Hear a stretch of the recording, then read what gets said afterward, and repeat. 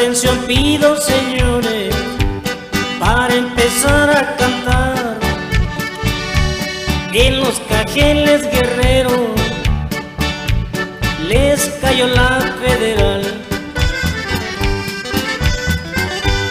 Llegan tirando balazos con puro cuerno de chivo, gritándole a los clientes que se tiraran al piso.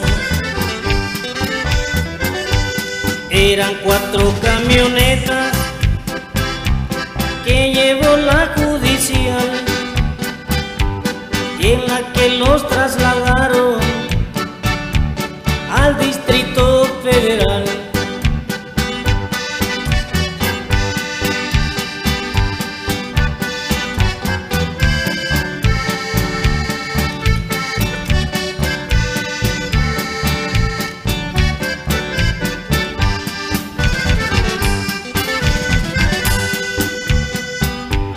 Hoy se encuentran prisioneros, no tienen su libertad, esperando a algún amigo que los venga a visitar.